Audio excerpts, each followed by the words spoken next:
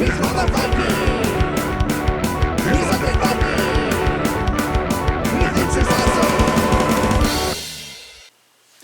everybody, it's me, Undead Viking. Today I want to take a little bit of time out of your day to talk to you about the game Dicenstein from Sandy Petersen Games.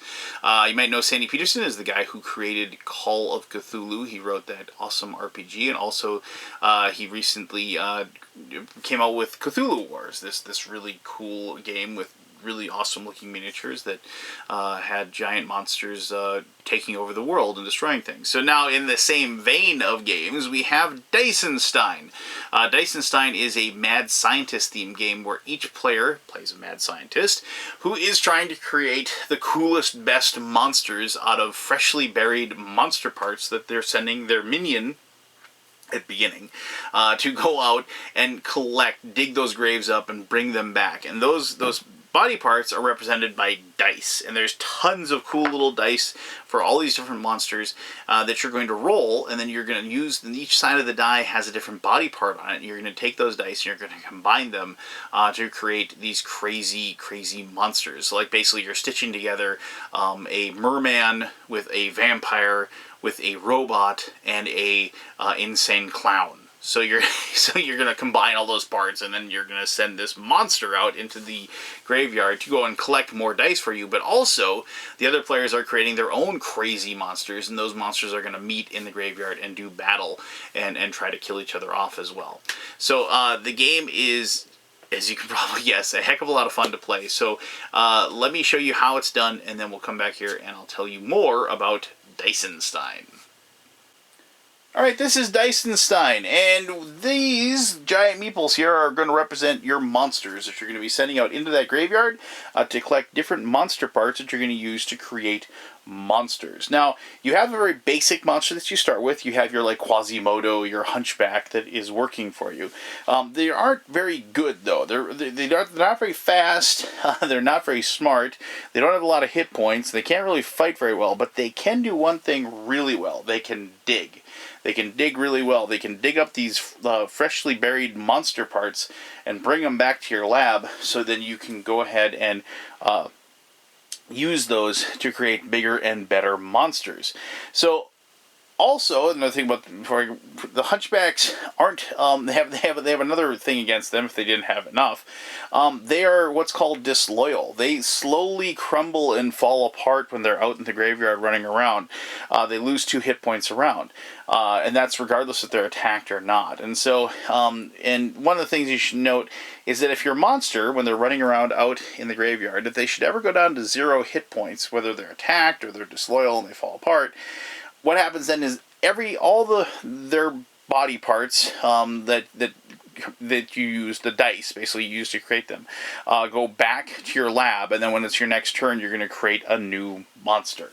So to begin the game, each person is going to be dealt 2 of these cards that has a type of monster on them: a robot, a swarm, a unicorn, a giant mantis, and they're going to take 2 of those.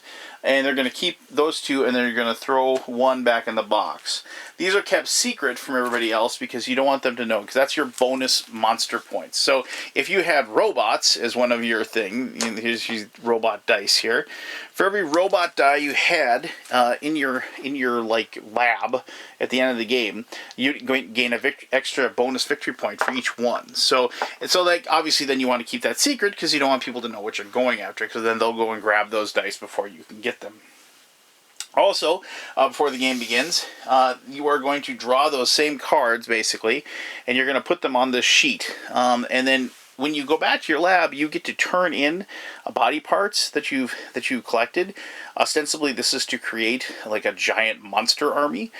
For these, the giant mantis, werewolf, vampire, and gargoyle, these was randomly picked at the beginning of the game. For every 4 parts of those, you can gain 5 victory points. For every 3 parts of these, the plant man, robot, and merman, you can get 3 victory points. For every 2 parts of this, so the mummy and unicorn, you get 1 victory point. And then for the swarm, clown, and invisible man, you get nothing. Now, that is any kind of those. It doesn't have to be 4 giant mantis parts. It could be 2 werewolf, a vampire, and a gargoyle, and that would be worth, those 5 victory points. Also, you can turn them in for monster boss. This is so turn in any 3 parts, get 2 victory points. Turn in any 5 parts for 4, or any 7 parts for 6. And in that situation, you can use any parts, meaning you can use the Swarm, the Clown, the Invisible Man, and whatever happens to be on that bottom row when you play the game. You can use those as well. The game is pretty straightforward. On your turn, what you're going to be doing is that if you're in your lab, you're going to be creating your monster first before you head out, and you do that by rolling the dice that you collected, that you still have in front of you. When you turn the dice in, it should be noted that you get rid of those dice. You throw them back in the box, and they're gone for the rest of the game. So just keep that in mind. So when you actually turn them in, you are getting rid of dice that you could have used to create monsters in later turns. So it's kind of a neat little give and take there. But anyway, so what happens here is that on your turn, if you're in your lab, you create your monster and then you head out. And depending on the stats, you can head out, depending on whatever your move stat is, you move normally, unless you have a special power, you're going to move orthogonally. You can't go diagonal. If you have gargoyles special ability is they can go diagonally. So it's just something else that happens out there. Usually what happens is you're going to end up on a spot that has dice. And unless there's no dice on that spot, what you're going to do is you're going to collect all the dice in that location, like so. And then you're going to take out your dice bag, like so. You're going to put all those dice in the bag and shake them up. And depending on what your dig stat is for your monster, you're going to draw that many dice out of the bag. So your hunchback starts with a dig of 3.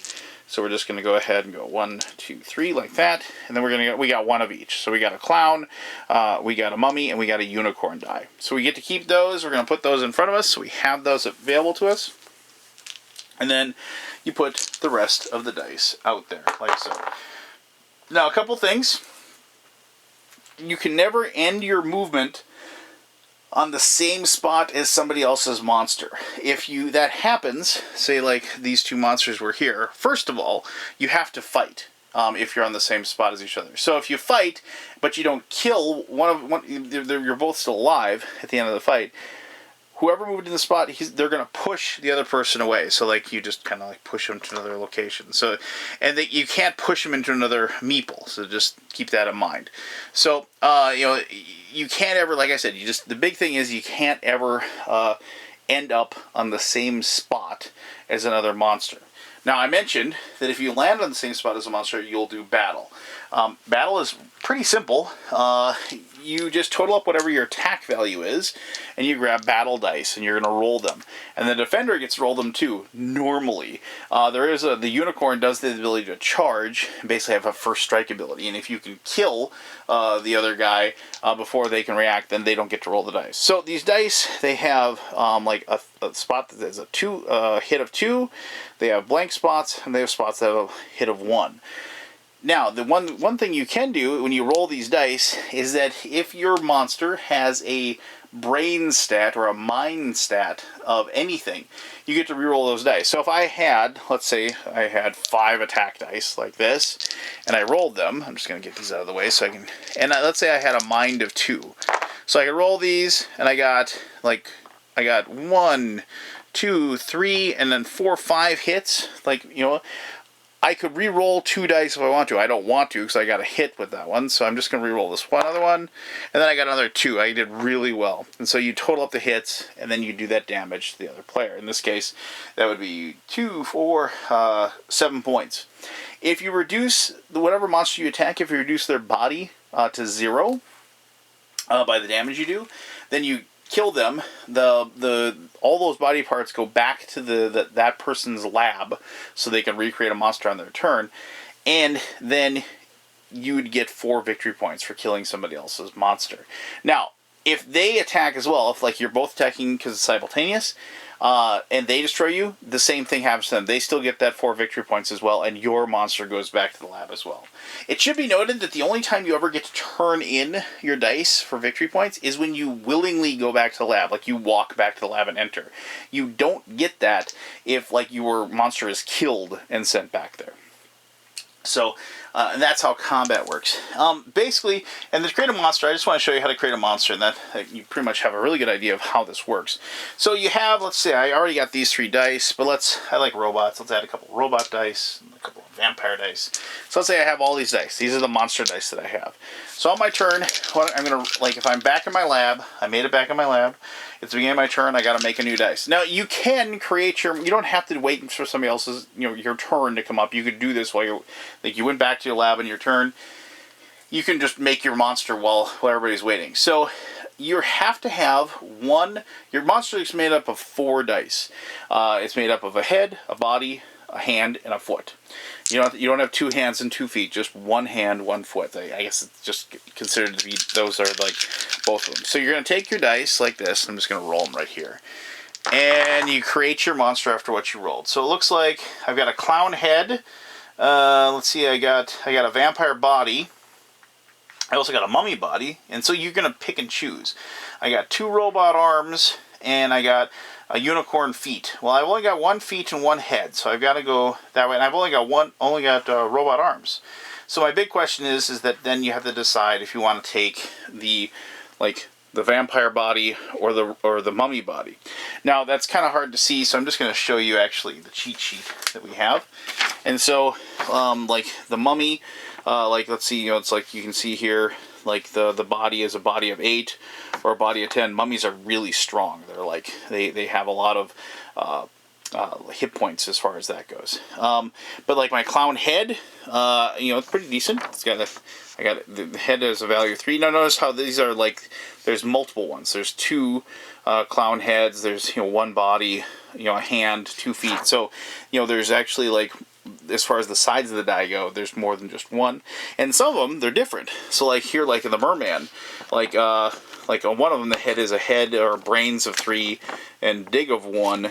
But like one is like they have 2 bodies instead of 2 heads over here. But then the bodies are different. So like body of 4, or like even better, a body of 4 and a dig of 1 with that body. So it isn't like everything's different. I kind of like that as well, because it really adds to the randomness of the creature that you create. So regardless, so I got the hand of the robot attack of 3. That's pretty good. I like having a high attack value. The unicorn foot. I got looks like it has the move of 4 and attack of 1. And I didn't get the brains of 1 from the feet, but that's okay. So what ultimately what happens is that you're going to take the dice that you're using. So we're going to take the mummy body, and so then you have those parts, and you're going to like total up the stats, because everything adds together, and then that monster will be your monster that you head out and fight with.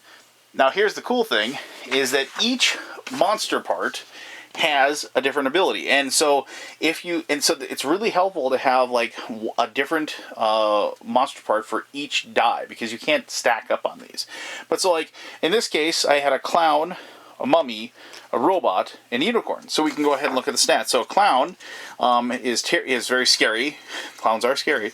An enemy spends 1 extra movement point basically to move into your area to attack you. So that's good. We had a robot. So when you add your first robot die during construction, you can re-roll any or all other dice for continuing. I didn't even do that. I forgot totally about that. But robots, are able to reconstruct. The unicorn has a charging ability. As I said, if you move in a straight line, you can hit somebody and like basically first strike. If you can kill them, they don't get to fight back against you. And finally, the mummy body is really cool. Relentless. After you are attacked, reduce the total damage received by 1, because they're like really, really tough. And obviously, like all of these have different little powers and abilities that you can combine. So like if you had a gargoyle that has wings of stone, so you had 1 to health. In addition, you can move diagonally. If you had a gargoyle and a unicorn, you could charge diagonally, because they combine together. So there's neat little combinations like that. So the game continues until, like, everybody, like, going out, fighting each other, collecting dice and turning them in, until one person scores 20 points. As soon as somebody scores 20 points on their turn, it doesn't have to be technically on their turn too. You should mention that, like, you could kill somebody attacked you with their creature or monster, and you killed them, and you had like 17 points. You go up to 21. That would signify the end of the game. So then each person, except for the person's turn that it's on, gets one more turn to see like how many more points they can possibly get, and then you go into the end game where you have those bonus points and what have you. Whoever has the most points is the best, craziest mad scientist. They have the best, coolest monster army at their waiting for them when they eventually are going to take over the world at the end of the game. So there you go. That's how you play Dicenstein. If you like dice and you like a cool little Frankenstein monster theme, I think you're really going to like this one. But let me talk more about that in my conclusion. I don't think anybody's ever going to accuse Dicenstein of being a huge thinky game. This is a very tactical game of like running out onto the board, scooping up these crazy dice, and getting them back into your lab so you can create some giant crazy creature with all kinds of different powers and abilities, and that you can then send out into the world to cause mayhem, mischief, and hopefully collect you a few victory points along the way. This game is right up my group's alley. We like crazy thematic games like this, and I kind of liken it a little bit to I remember playing a game. Oh God, what was it? It was a computer game. I think it was called Crush, Crumble, and Chomp, and you were able to like, and your monster was on a much larger scale than that one. You're like a Godzilla type monster, but you had the ability to like create a monster by like adding all these different abilities in it. Like I wanted to breathe fire and have tentacles, and I wanted to have a jetpack, and so stuff like that. And it reminded me of that aspect of the game. But in this one, obviously, you're making kind of Frankenstein monsters. But I got the definite impression that whoever created this game definitely watched the movie Cabin in the Woods a few times, which is a really good movie. But I mean, just come on, a merman, a werewolf, a unicorn. Okay, so I mean, I was pretty sure that was the inspiration of this, or at least partially. And you know what? That's fine if it is, because that movie was really cool, and this game is really cool. Basically, if you like chucking dice and you like making crazy monsters and imagining these like giant stitched together abnormalities, duking it out in some sort of crazy graveyard on the outskirts of town, then you're going to really, really love this game. If you go into it thinking it's going to be some dry, boring Euro, then yeah, you're not. Because yes, it has victory points, but it isn't even. I don't even care about winning so much in this game. It's just about what kind of nutball creature I can make when I trudge out into the to do battle with my friends. So, and that's why I like it. I mean, because it doesn't try to be anything more than what it is, and it is just that. It's kind of like. I don't want to say Titan, because Titan was is a dice chucker, admittedly, but that's a much more serious game than this.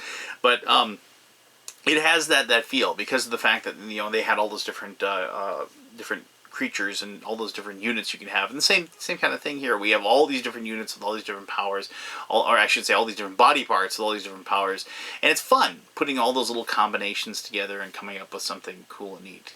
So there you go. So that's Dicenstein. If you have any questions about it, please let me know. I'll answer those to the best of my ability. As always, I greatly appreciate you taking the time to watch this video, and until next time, this is me, the Undead Viking, and I'm telling you to have yourself one heck of an awesome day. Alright, bye-bye.